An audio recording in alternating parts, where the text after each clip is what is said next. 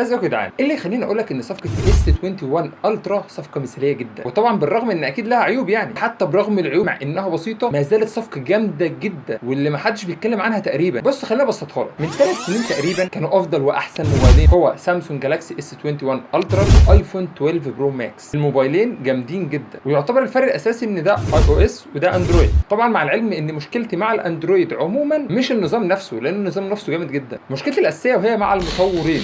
تحت كلمه المطورين دي مليون خط، لان نظام اندرويد بواجهه سامسونج هو اجمد سوفت وير شفته حرفيا. واجهه سامسونج في حته ثانيه خالص. طبعا واجهه سامسونج على الموبايلات الضعيفه قوي ما تبقاش احسن حاجه، فما تحكمش عليها من الموبايلات الضعيفه. لكن غير كده سامسونج فاهمه انت عايز تعمل ايه، سابقاك بخطوه. يعني انت عارف انت هتعمل ايه الخطوه الجايه، فهي عامله حسابك فيها. فالواجهه ذكيه جدا، هي مش اذكى من او اس بكتير، هي اذكى من اندرويد نفسه الخام. فاندرويد عموما لا جامد قوي. وطبعا ده مش معناه ان اي او اس وحش، اي او اس جامد جدا في حاجات كتيره مش موجوده في اندرويد، بس انا بتكلم كنظام عموما. ايوه بس مش دي نقطه الخلاف دلوقتي. بص هو في كده كده فيديو مخصص للحوار ده اندرويد واي او اس قريب جدا، واول لما انزل الفيديو ده ايا كان نزلته امتى هبسيبه لكم في الاي اللي هسيبها فوق هنا او هنا، بس يا رب ما انساش يعني. نسينا بقى كنا بنقول ايه؟ كنا بنقول ان افضل موبايل من 3 سنين هو اس 21 الترا و12 برو ماكس. لو جينا بقى تاني رجعنا دلوقتي، طبعا الموبايلين مفيش منهم جديد، يا اما تلاقيه مستعمل يا اما تلاقيه مجدد، الا حالات نادره قوي. سعرهم دلوقتي مستعمل الايفون 12 برو ماكس مستعمل في رينج 28000 جنيه، طبعا يزيد او يقل على حسب حالته. والاس 21 الترا ب 18000 جنيه بس، يعني اقل ب 10000 جنيه، اللي هو عشان تقارنه دلوقتي تقارنه بالموبايل الايفون الاقدم من 12 اللي هو 11 برو ماكس، اللي هو سعره دلوقتي اصلا اعلى شويه من 21 الترا، هتلاقي سعره تقريبا 20000 جنيه، اللي هو بلا شك وبلا اي منازع احسن منه بكتير. لان اصلا ال 21 الترا كان بيتقارن بال 12 برو ماكس مش بال 11 خالص. طب خد المفاجاه، هو كمان كان بيتقارن بال 13 برو ماكس، لانه كان نازل معاه في نفس السنه، بس ده كان نازل في اول السنه وده نازل في اخرها، فاللي هو كان بيتقارن عادي بال 13 برو ماكس. ومع ذلك فئه كبيره جدا من الناس بتدور ان هي تشتري 12 برو ماكس مستعمل. هم حابين ابل، بس ده طبعا جزء تسويقي مهم كبير من ابل، لكن مش فارق معاهم امكانيات، او هم مش فاهمين ده احسن ولا ده احسن. وكلامي هنا خصوصا للناس اللي معاش اي اجهزه من ابل خالص غير موبايلها الوحيد. يعني انت حتى لو عايز تجيب موبايل او مضطر عشان تبقى موجود جوه الايكو سيستم، انت برضه بعيد قوي. طب بص لو ما فهمتش حاجه من اللي انا قلته ده كله، خليني افهمك ببساطه. هقارن لك سامسونج اس 21 الترا بالوقت اللي احنا فيه، انا مش هقارنه بحد، بس هقارنه الامكانيات دي في 2024. يعني انت تشتري التليفون ده تعيش بيه 2024 2025 وتعيش بيه بعد كده تمام. بص اولا لو جينا للتصميم اللي هو قديم من 3 سنين او اكتر، وبعيدا عن التصميم ده اذواق في الاخر، التصميم هنا مش محتاج اقول انه فخم جدا، بس اللي يهمنا بجد هو المتانه مش الشكل. اقصد هنا بالمتانه قوه التحمل واستحماله انه يعيش معاك. وطبعا بلا شك ان حتى وقتنا هذا ان سامسونج وابل هم احسن شركتين الهاردوير بتاعهم في حته ثانيه. فعلى المتانه الموبايل مصنوع من خامات جامده جدا، الموبايل بيجي ضد الميه والاتربه معماريه اي بي 68 زي ال 11 برو ماكس زي ال 12 برو ماكس زي ال 13 برو ماكس. حتى في اختبارات السقوط اللي موجود لها فيديوهات بالعبيط على النت، الموبايل بيستحمل جامد جدا. فبالنسبه لي انا عايز اجيب موبايل ايفون عشان هو اللي هيستحمل معايا هو اللي هيعيش، لا سامسونج وخصوصا الفلاج شيب بتاعها لا كانت مهتمه بكل التفاصيل، موبايلات بتعيش سنين. هو بصوا حتى الان كل الكلام اللي انا قلته ده في ناس كتير قوي عارفاه ويعتبر كلها حاجات عاديه.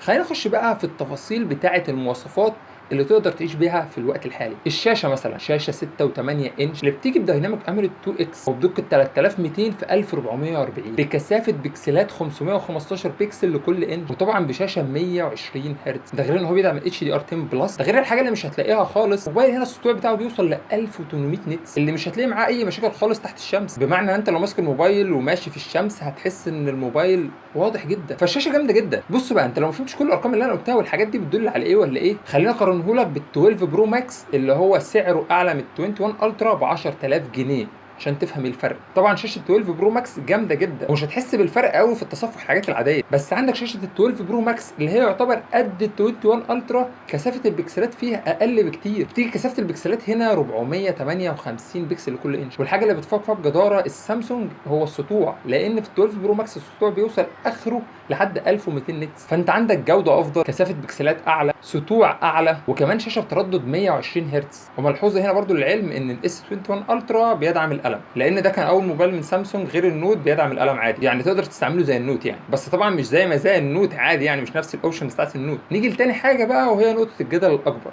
المعالج. اداء الموبايل بمعنى صح. سامسونج كانت بتنزل لنا موبايلاتها في الشرق الاوسط هنا بمعالج اكزينوس 2100 بمعماريه تصنيع 5 نانومتر بمعالج رسوميات مالي جي 78 ام بي 14. المعالج ده بلا شك ممتاز جدا، حتى في الوقت الحالي ما زال من اعلى الكفاءات اللي هتاخدها بسعر 20000 جنيه، فهو معالج ممتاز جدا. لكن مقارنه بالموبايل اللي نازل معاه في نفس السنه اللي هو ال 12 برو ماكس، اللي اداء المعالج بتاعه كان اعلى، خصوصا مع واجهه اي او اس اللي هي خفيفه اصلا بطبعها، فكانت بتديك اداء احسن بشويه حلوين من الاس 21 الترا. فالاكيد ان هو بعد 3 سنين ما الموبايل ينزل ان الادائين هيقلوا، بس ما زال في النهايه ان الايفون 12 برو ماكس اداؤه اعلى من الاس 21 الترا، وهو كان في الاول اعلى اصلا. حتى يوم ما نزل الموبايل في مؤتمر ابل هم قالوا الكلام ده، المعالج بتاعنا محدش قدر يعديه في قدرته، والسنه دي هننزل معالج اقوى منه بكتير. بس ثانيه، ده مش معناه ان موبايلات ابل ما بتهنكش، عشان الكلام ده بسمعه كتير. لا، لان في الاداء الفعلي انت لو مسكت موبايل اس 21 الترا وايفون 12 برو ماكس، الاثنين ادائهم مش هتحس بالفرق، الاثنين ادائهم ممتاز جدا، عملي جدا، ما فيهوش اي حاجه. بس نقطه التفوق بقى في حوار المعالج ده من ناحيه سامسونج هو ان هو كان بيدعم شريحه ال 5 جي، يعني الموبايل كان بيقدر يشغل 5 جي عادي، هو بيدعم ال 8K.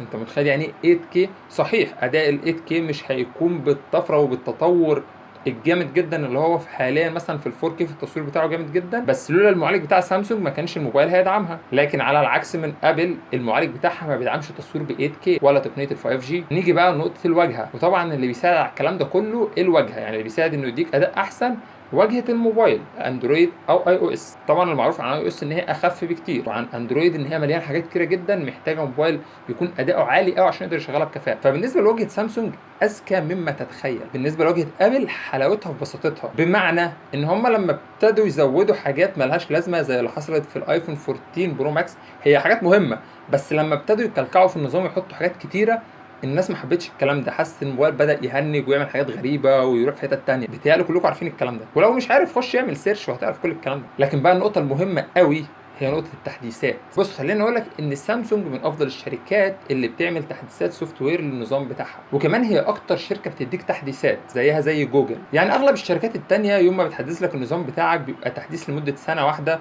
لو سنتين بيبقى سنه تحديث نظام وسنه تحديثات امنيه. فسامسونج اصلا عامله عظمه وبتحدث لك الموبايل بتاعك 3 سنين قدام، فهي تعتبر من اجمد الشركات الاندرويد اللي بتبعت تحديثات. والمفاجاه بقى والحاجه الاجمد ان سامسونج من اول اس 21 الترا كانت قايله ان هو هيوصل له تحديث 4 سنين مش 3، يعني هيوصلوا تحديث لحد اندرويد 15. اللي هيقول لي بقى ابل تحديثاتها بتوصل لحد 6 و7 سنين. بص يا معلم، موبايلات ابل بتبقى على حسب كل موبايل، يعني في موبايلات وصل لها تحديث 4 سنين بس ووقفت. انا عايز اقول لك ان في النهايه الاثنين زي بعض. صحيح ان انا حاجه كويسه ان الموبايل يقعد اكبر فتره ممكنه يتبعت له تحديثات، وان انا يكون معاه ايفون قديم وينزل له تحديث مع نفس الموبايل الجديد اللي لسه نازل في السنه دي، ويبقى حاجه جامده جدا. خليني افهمك ازاي يعني ايه هما الاثنين برضه زي بعض.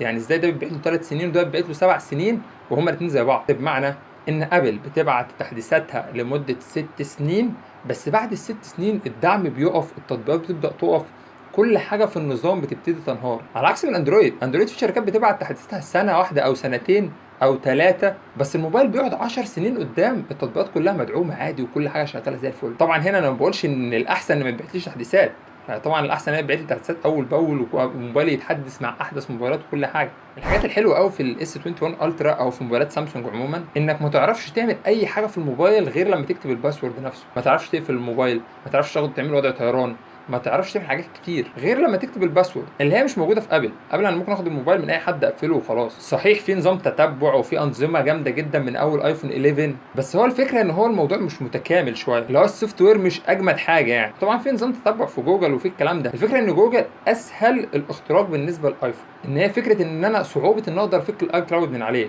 ولو كان كلين او لوست على حسب بقى كل حاجه، وممكن ما اعرفش فيكم خالص. لكن في موبايلات اندرويد عموما الموضوع اسهل شويه من الايفون. المهم، انت منبهر حتى الان معايا ولا لسه؟ لو لسه خليني اكمل لك. البطاريه مثلا الاس 21 الترا بيجي ببطاريه 5000 ملي امبير. طبعا انا مش هتكلم بالارقام، سيبك من هي 5000 و6000 ولا حتى 10000، هي بتقعد فتره اطول من اغلب موبايلات ايفون، بس مقارنه مثلا بالايفون 12 برو ماكس، الماكس مش اي حاجه تانية، فهي يعتبر قريبين لبعض شويه. بس الفكره بقى في سرعه الشحن.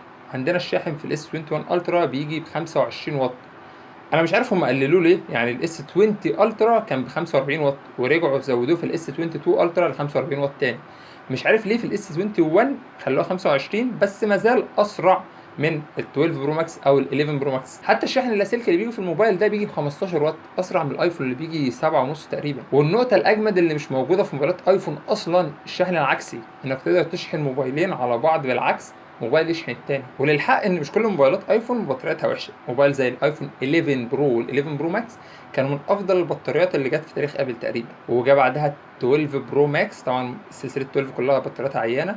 وكم موبايل الموبايلات اللي بعد كده الموضوع ابتدى يتحسن شويه، وطبعا رجع باص تاني في ال 14 والكلام ده. بس الموضوع ايه، في موبايلات كويسه. نيجي بقى لنقطه من اهم النقط الموجوده، الكاميرات. فكك من الارقام، فكك من اي حاجه، انا مش جاي اقول لك ارقام لان الارقام ما بتعبرش عن حاجه. جوده الكاميرا، جوده السنسور اللي موجود في كل كاميرا هو اللي بيدل على كل حاجه. بس انك عندك كاميرا بريسكوب في الاس 21 الترا، حتى لو ادائها وحش مع ان ادائها جامد جدا، هي مش موجوده اصلا في الايفون. بس غير كده اداء الكاميرات ممتاز جدا. هو كان بيتقارن بالظبط مع 12 برو ماكس، واداء الموبايلين كان قريب لبعض جدا. ممكن كان في تفوق سنه لنقطه الفيديو في الايفون 12 برو ماكس، بس غير كده الاداء قريب جدا جدا لبعضه. فاللي هو انت اصلا بتقارن الكاميرات دلوقتي بال 11 برو ماكس اللي هو في نفس سعره، مش ال 12 برو ماكس. فلا، اداء الكاميرات جامد جدا من غير ارقام ومن غير اي حاجه. ده طبعا بعيد عن الفكر اللي واخده اغلب الناس او كل الناس تقريبا، ان كاميرا الايفون احسن وخلاص. اللي هو لو انا معايا ايفون 6 صورني دلوقتي، هو ممكن صح نقطه التفوق في كاميرا الايفون في التطبيقات نفسها، وده عن طريق المطورين. يعني مثلا لو انت بتفتح تصور من على الانستا من على الاندرويد، هتلاقي الكاميرا كويسه شغاله. طبعا جوده الابلكيشنز اللي موجوده بتبقى ادائها اقل من الكاميرا الاساسيه. يعني انت مثلا لو عايز تصور صوره على الواتساب مثلا، تصورها من الكاميرا الاساسيه، لو صورتها من على كاميرا الواتساب وبعتها وجيت صورتها من الكاميرا الاساسيه وبعتها، هتلاقي الصورتين لما تيجي تشوفهم على الموبايل هتلاقي لا، جوده الكاميرا الاساسيه اعلى بكتير، لان الابلكيشن بتقلل شويه من جوده الصور. بس ده على العكس من ابل جودتها في الابلكيشن بتبقى اعلى بكتير من اندرويد، اللي هي جوده التصوير من الابلكيشن قريبه جدا جدا من جوده الكاميرا الاصليه. وده سبب مهم جدا يفسر لك ليه اغلب الناس المشاهير او الانفلونسر او اليوتيوبر او صناع المحتوى عموما معاهم ايفون، لان اغلبهم ما بيصورش بالكاميرا الاساسيه، بيصور بالكاميرا التيك توك، انستا، الحاجات دي. فجوده الكاميرا في الابلكيشن بتبقى اقرب بكتير جدا للكاميرا الاصليه، فالناس بيحسوها احسن، فبيقول لك هي احسن عموما. ده طبعا كعموما ليه الناس بتقول على الايفون ان كاميرته احسن. المهم اقتنعت في الاس 21 الترا. طبعا مش كل موبايلات اندرويد جامده، مش كل موبايلات سامسونج جامده، انا بتكلم هنا في الفيديو ده عن الاس 21 الترا بالتحديد. خد بالك بقى عشان لسه في فيديوهات جامده جدا جايه قريب. اتاكد انك مشترك في القناه عشان ما يفوتكش حاجه، واعمل لايك للفيديو واكتب لنا رايك في الكومنتات. المهم دي صفحاتنا على فيسبوك وانستجرام، وانا احمد زيرو. اشوفكم في فيديو جديد، سلام. استنوا، انتوا عملتوا لايك وسبسكرايب؟ عملتوا؟ تمام. طب اتفرجوا على الفيديوهات التانيه. سلام.